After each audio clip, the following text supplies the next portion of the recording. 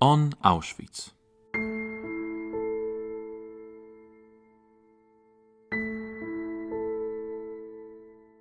The history of Auschwitz is exceptionally complex.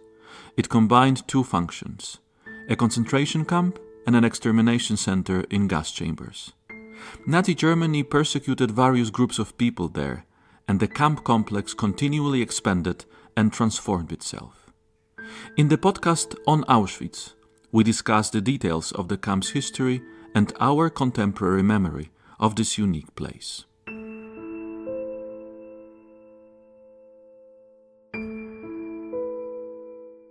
Using only estimates based on the examination of the existing incomplete documentation, it can be acknowledged that there were around 232,000 children aged under 15 and youth aged under 18 among at least 1.3 million people deported to the German Nazi Auschwitz camp during the almost 5-year period of its operation. This number includes around 216,000 Jewish children, 11,000 Roma and Sinti, at least 3,000 Polish and over 1,000 Belarusian, Russian, Ukrainian and other children and youth. The number of children registered as prisoners in the first years of operation of Auschwitz was low, but it steadily increased to reach a maximum in the later half of 1944. Dr. Wanda Witek-Malicka from the Memorials Research Center talks about the fate of children in Auschwitz. Temat losu dzieci w obozie Auschwitz jest tematem bardzo obszernym I niezwykle skomplikowanym. The subject of the fate of children in Auschwitz is a comprehensive and extremely complicated one for many reasons. When we speak of children in the camp, we have to take into account different times of their arrival at the camp and their varying ages, because we are dealing with infants and teenagers who we can still treat as adolescents of different nationalities, different languages, but also other categories of child prisoners, because we are talking about Poles and Jews. On the one hand, there was diversity among children, but on the other, there was no separate prisoner category. In a way, SS men did not see the existence of children in the camp because, from an administrative point of view, it seems that when Auschwitz was established, no one expected children to be brought there. Umieszczaniu w nim dzieci nie było mowy. No, definitely not. Auschwitz was conceived as a camp for Polish political prisoners. Later, it also assumed the role of a mass extermination center. At the same time, in this initial period, the presence of children was unusual in the sense that there were no plans to imprison minors here. However, when we look at the age structure of the first transport of prisoners, it turns out that out of over 700 prisoners, there were at least 66 minors. There were not very young children. They were mostly people aged from 16 to 18. Nevertheless, they were already people in this lower age category, and almost at the beginning of the camp's existence, the so-called bricklaying school and the youth bloc were established, which means that minors were in the community and made up a significant proportion of it. Their presence had been noticed and taken advantage of. It was taken advantage of in the sense that in the first period of the camp's existence, a lot of specialists were needed who dealt not only with bricklaying but also construction work in general. And probably young people were considered potentially suitable for training as builders, and Mauerschule was established for them. Spróbujmy w takim razie prześledzić. Let us then try to trace the history of the camp and the different moments in which children and adolescents appeared here. Perhaps it will allow us to understand the complexity of this subject a little better. Apart from those minors who came in transports of political prisoners, basically from the very beginning of its existence, the youngest prisoners who arrived in the first transport of prisoners was 14 years old. Such prisoners were brought in. On the other hand, a real problem appeared with the establishment of the women's camp, following the arrival of women, including pregnant women, to the camp from March 1942. Formally, the order of the Reich Security Main Office forbade sending pregnant women to concentration camps, but this applied to women brought to the camps from Gestapo posts. Although, as practice shows, it was not observed, as there were also pregnant women in these transports. And most of all, this order did not apply to women brought to the camps as part of resettlement and pacification operations. It did not include Jewish women transported for mass extermination either. It often happened that pregnant women were sent to the camp, women whose pregnancy could not be noticed yet. And that was the moment when infants and very small children appeared in the camp. Initially, the fate of the youngest was dramatic. They had no chance of survival. Until 1943, all children born in the camp were murdered. Pregnant women whose pregnancies were disclosed were murdered with fentanyl injections to the heart or in the gas chambers. Sometimes a woman managed to conceal her pregnancy and give birth to a child in the camp, but this child was also sentenced to death, and until 1943, it applied to all women, Polish, Jewish, prisoners of all categories. A change took place in the spring of 1943 when the murders of non-Jewish babies were seized. Then those infants, whose mothers weren't Jewish, theoretically had a chance to survive because they were registered, marked with the next number of the series and treated as newcomers to the camp. But in practice, in camp conditions, their chances of survival were almost zero. We actually do not know how many children were born during the entire period of the camp's existence, but we know that there were about 700 babies born and registered in Auschwitz, of whom more or less, a little more than half were children born in the family camp for Roma people. Wspomnieliśmy oczywiście o tym podziale. Of course, we mentioned this division into Jewish and non-Jewish children, but I think it should be clearly emphasized that with the commencement of the deportation of huge transport of Jews, men, women and children to Auschwitz, on the one hand, Jewish children selected on the ramp were sent to the camp, and we will for sure talk about these two special family camps later, but I think it should be emphasized that most Jewish children were children deported to the camp and immediately after the selection murdered in gas chambers. Yes, from the more than 230,000 children deported to the camp, only about 23,500 were registered. Therefore, I point to the imbalance, to the fact that 90% of children died. Without becoming prisoners, they died immediately after arriving. The statistics show very well what categories of prisoners had the smallest chances of survival.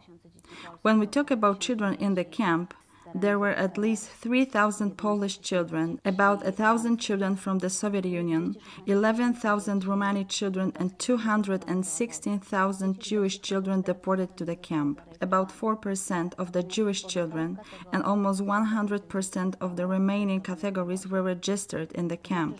This means that from the very beginning, Jewish children had almost no chance to enter the camp, to become prisoners, to survive.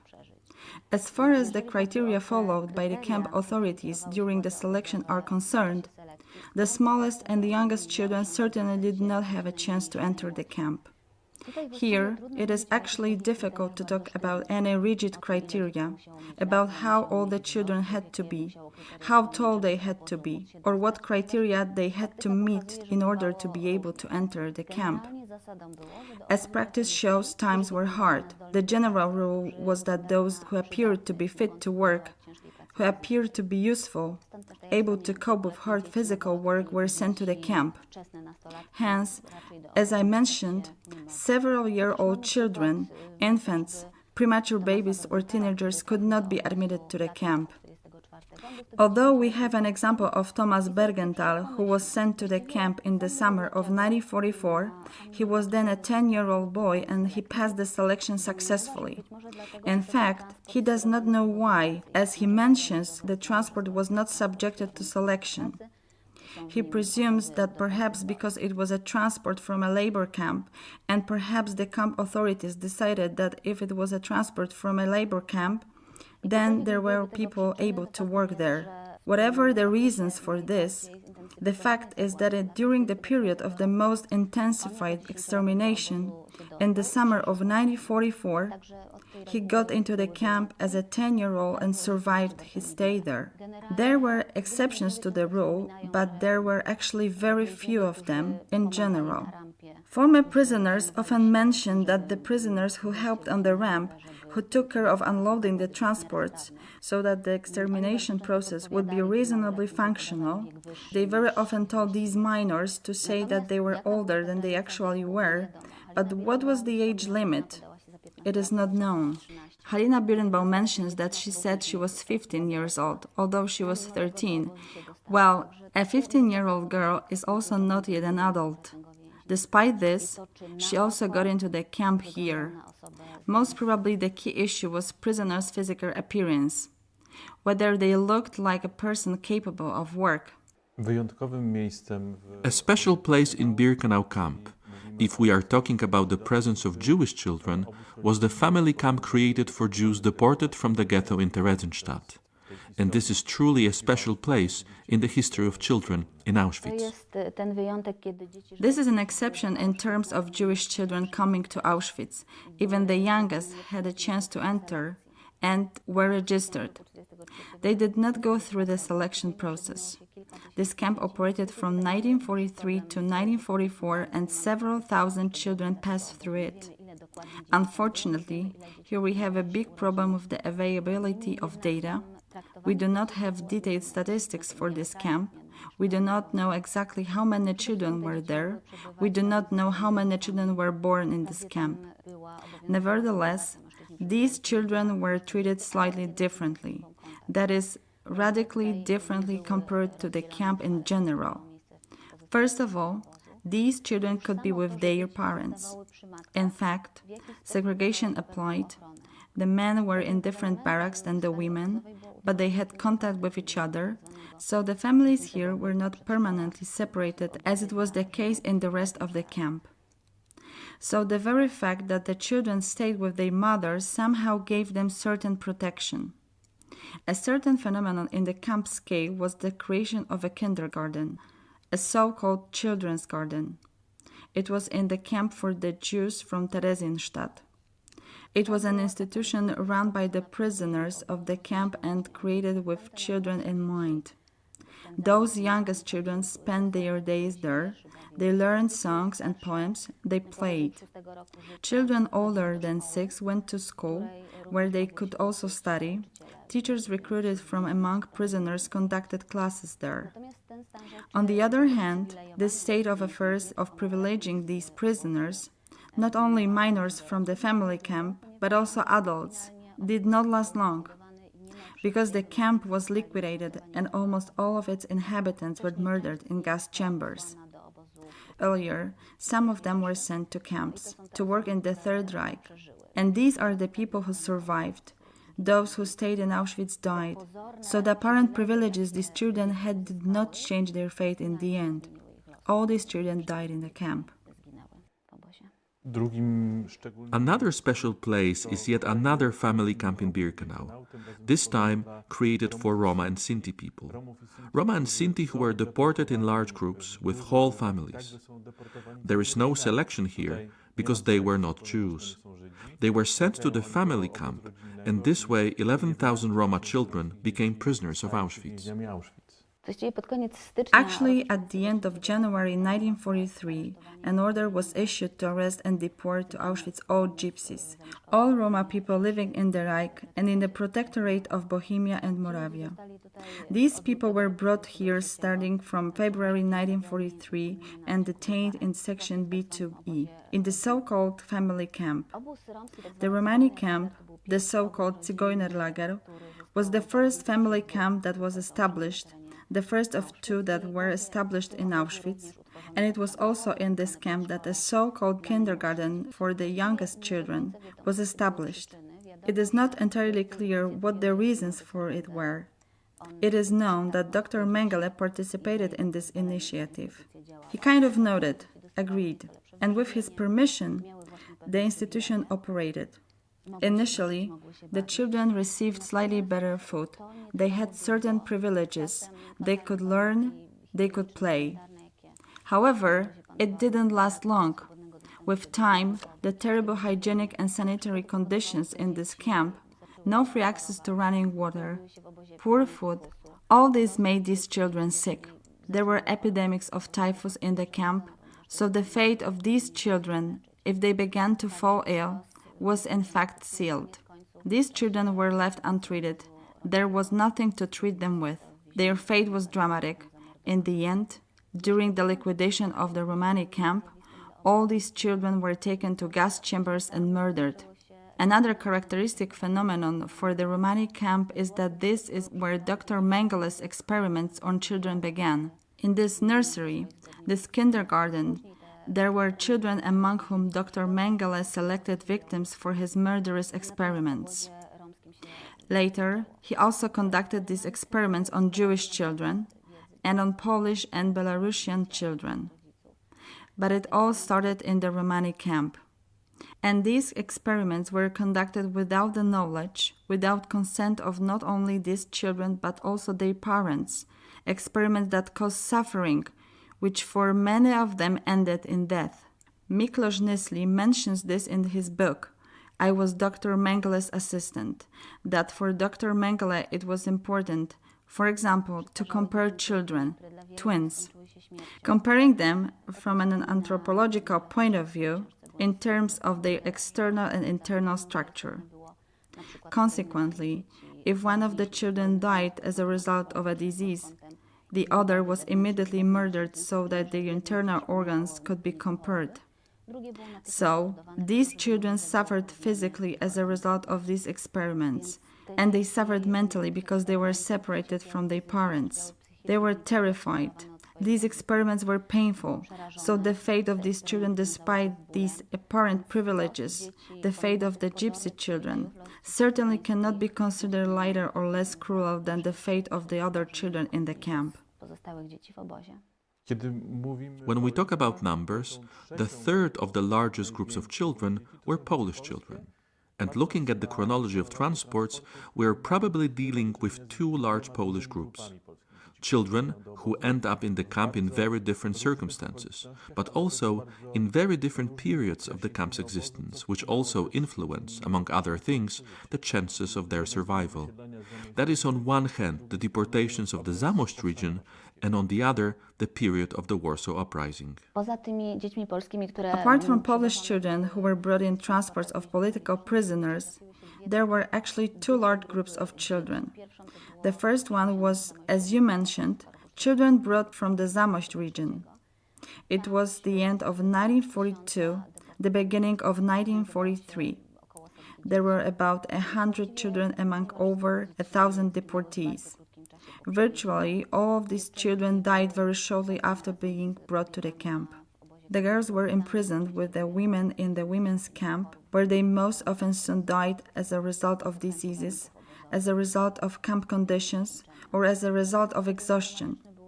On the other hand, the fate of the boys, who were murdered after a short stay in the camp, as a whole group with fentanyl injections into the heart, was particularly dramatic. To conceal this crime, it was ordered to register their deaths in the following days and to register them as deaths of natural causes. So, in their death certificates, it was actually written that they died as a result of various diseases and not as a result of murder. These children had no chance of survival. As I said, they arrived in 1943. It was practically 2 more years till the end. Therefore, they would have to survive a long stay in the camp. And, as you mentioned earlier, time determined their chances of survival. Indeed, those children who arrived at the end of the camp's existence, well, for obvious reasons, their chances of survival were greater, only because the time they had to spend in the camp was shorter. Also because the camp conditions improved to a certain extent over time. So the chances of survival increased too. The second large group came with people deported from the Warsaw Uprising. It was about 1,500 children. So the group was really huge. These children were placed in a separate barrack. Initially, boys and girls together with their mothers. Soon the girls were separated from the boys, and the boys were taken to the men's camp. The mothers, on the other hand, were taken to another barracks, and girls with small children and pregnant women, as they recall, stayed in barrack 16. Among these children, a significant group did survive. This is because they were later transported together with their mothers to camps in the Third Reich near Berlin, where they dealt with, among other things, clearing the city after bombings. On the other hand, many of these children did return after the war to Poland, to ruined Warsaw. Jakie jeszcze grupy? What other groups of child prisoners were kept in Auschwitz? Kolejną dużą grupą to było około Another large group, about 1,000 children brought from the territories of the Soviet Union, were children brought as a result of pacification actions in the regions of mainly Minsk and Vitebsk, but also Lviv. Those children who were brought to the camp in 1943 were also separated from their mothers, and in fact they had to fend from themselves in the camp reality. Many of these children fell victim to the Germanization campaign. They were taken away. Those that were deemed racially valuable were transported from Auschwitz to various centers, first to the resettlement center in Litzmannstadt, to Potulice, and then to Germany. Some of them managed to establish their identity after the war. However, many of them simply disappeared forever. That's it. bezpowrotnie. Wróćmy jeszcze do... Let us go back to the subject of infants. When we talk about extermination, we talk about selections, we talk about conditions, the birth of children here is something terrible. That is, their fate was of course terrible. Most of the children born in the camp were murdered.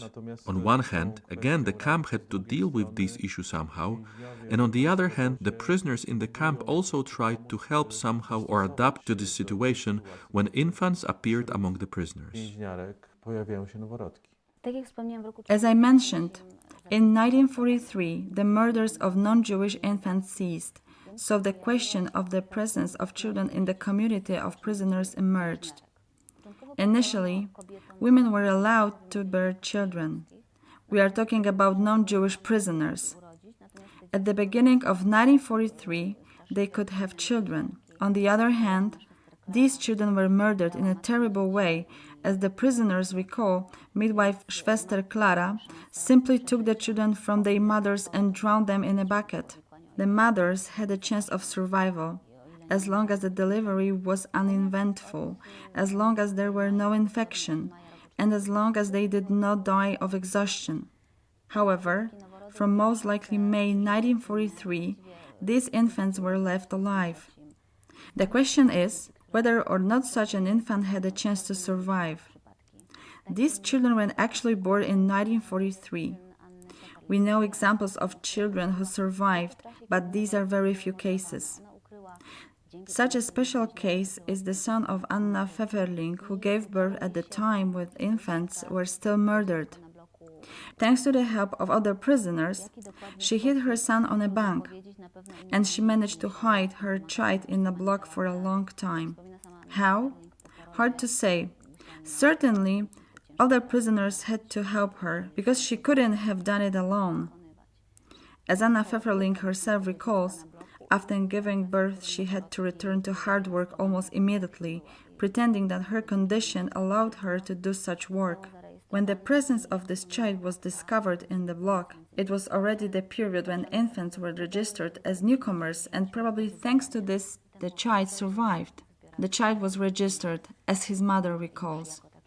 Thanks to the help of, among others, nurses and camp friends, she managed to keep her child alive until liberation. The boy survived. There is a photo of him in the collection when he was less than 3 years old. This is, as I said, an exceptional story. Most of these babies died shortly after being born, unless the mother could feed her baby naturally, which was very rare. Most of these women were exhausted and starved, and therefore could not nurse. If they could nurse, then they were in a very good situation. If not, then the child was not entitled to any food allowance, any milk rations. So, these kids just starved to death. Most often there was no yet provided, so mothers had to organize in the camp some sheets, some onesies. Here the prisoners mentioned that in the delivery room, which was organized in block 16 and later in block 17, the women exchanged or donated children's clothes. If they managed to get any, when their children grew up, They passed the clothes on to other mothers. Very often, women had to give up their own portion of bread, their own portion of food. They put it away in order to be able to exchange it for some kind of sheet, which they would later tear for diapers for their child. There was nowhere to wash them, so if they wanted to wash them, they had to use their portion of herbal tea. If they managed to get water, they did the washing, but again, they could not dry it in a visible place, so they dried those diapers on their banks. So, taking into account the special needs of infants, the conditions were difficult. Most of these children, as I mentioned before, died as a result of a disease, as a result of starvation, as a result of exhaustion. Here, the women who received parcels from home were in a good position, because having parcels containing food, any products or clothes, caused that their situation was a bit better. The vast majority of these infants born in the camp died, although there were cases of babies born in 1944, mainly in the second half of 1944, who actually lived to see liberation. Most of these children struggled with health problems that were a consequence of their stay in the camp, a consequence of malnutrition in these first key months of life, and a consequence of the atmosphere of incessant fear. Importantly, those infants born in the maternity ward, after some time were taken from their mothers, as the women were forced to return to work. They were located in a separate block where female prisoners, whose job it was, were to take care of them. However, these were children separated from their mothers, practically left to themselves. So, the emotional losses that they experienced in this first period of life very often influenced their later fate. As I mentioned, infants were registered as prisoners. They had numbers tattooed on their bodies, most often on their thighs, as it was impossible to do so on their hands. Children who were considered racially valuable were not tattooed. Many mothers who gave birth in the camp lived in constant fear not only that their child would die, but also that the child would be picked up and sent to Germany, Germanized, that they would never see them again. Also, this emotional atmosphere around camp motherhood was extremely difficult. Indeed, many of these children have never been found. Dziś odwiedzający, którzy Today, the visitors who come to the memorial site enter the museum from Stanisława Leszczyńska Street, who is a very important figure when we are talking again about the maternity ward in the camp hospital. The use of such a name doesn't reflect the tragedy of this place at all. But also speaking about the history of Stanisława Leszczyńska, how she delivered births, how she helped mothers, it must be emphasized here that it was almost impossible to save an infant in the world of Auschwitz. We speak of exceptional cases here. All the efforts of Stanisława Leszczyńska and other women who worked in this primitive maternity ward, all their efforts were focused on the fact that in such poor hygienic conditions and in the camp hospital, which de facto was not a hospital, saving a mother is also something worth remembering. co warto przypomnieć. Yes, if we are talking about the maternity ward, it is really worth explaining what it was, but as Leszczyńska herself and other prisoners recollect, the maternity ward had about 30 bunks separated by a curtain made of a blanket or some sheets. At the end of the hospital barrack, in the first period when the infants were still murdered, the maternity ward was organized in Block 24. It was a block in which female prisoners with contagious diseases were kept. Therefore, it is easy to imagine the poor hygienic conditions, how great the mortality must have been also among women giving birth. Later, when Stanisława Leszczyńska came to the camp, many prisoners remember her as the person who took care of pregnant women, who really had their fate at heart and who was not afraid to fight for their rights. So, this maternity ward was moved to Block 17. The conditions there were still very difficult. Women were not entitled to any special bedding, special nutrition or special medications. The tools that doctors and midwives had at their disposal were very primitive.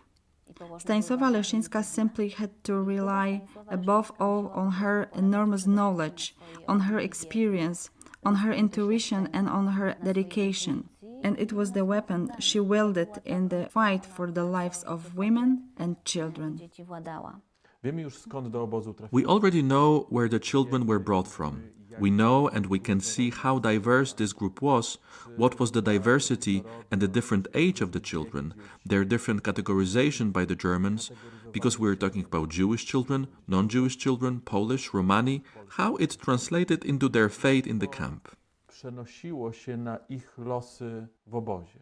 Zdecydowanie As I mentioned, Jewish children, their fate was the most difficult, the most terrible, and their chances of survival were the lowest. Firstly, because at the time of entering the camp, only a few percent had a chance of getting into the camp, and these were slightly older children, not the youngest.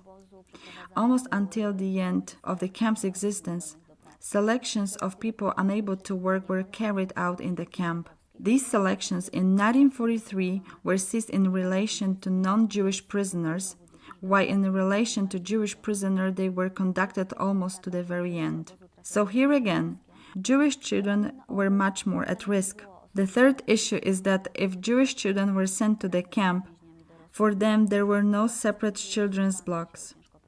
They ended up in blocks together with adult prisoners and were treated like adults. They had to work hard, they were starved, they were beaten, they lived under these dramatic conditions. So, their chances were much smaller than, for example, the chances of children who ended up in the children's block. Because, for example, children from the Warsaw Uprising, they did not go out for heavy outdoor work, construction work, and field work. They also worked, but in the block, and in this respect, their chances to survive were slightly better. At the beginning, I mentioned the bricklaying school, which also existed until almost the end of the camp's existence. Initially, its students, if one could say so, were only Polish prisoners. Later, along with the increase in the number of Jewish prisoners, a change was visible in the bricklaying school, and with time, Jewish prisoners constituted an increasing percentage of its students. And despite the fact that they were later sent as graduates to do heavy construction work in the camp, their chances of survival were slightly better. This is because in the camp, professionals with specific skills were needed for the expansion of the camp and the existence of the camp. Such people were valued. Their chances of survival were greater than of those prisoners who, having no specialist qualifications, were sent to work outside the camp for hard work in the field as completely unskilled workers. This bricklaying school, as many of those boys graduated, may have saved their lives. It was thanks to the fact that they could actually acquire a specific profession needed in the camp. As for those children who stayed in the barracks together with adult prisoners, here, from their memories, we can see various works that they had to do in the camp. For example, Maurice Kling mentions that the worst job he had to do was work related to carrying, Maurice Kling writes directly that he had to carry shit in buckets. Sorry for the use of such a word, but as Maurice himself recalls, these were not excrements. It was nothing else but shit, and that's the word to use here. This work was not only physically tiring for him, because carrying these excrements in buckets was physically exhausting, but it was work that made him lonely in the prisoner community. Because he was returning from work dirty, stinking, other prisoners laughed at him. He was a teenage boy at the time, and other prisoners not only made fun of him but also rejected him, and he felt completely lonely. So this work caused not only physical exhaustion, not only exposed him to infection with diseases, and not only reduced his chances of survival, but also made him an alienated person out of the prisoner community. co tym bardziej zmniejszało jego szanse na przeżycie.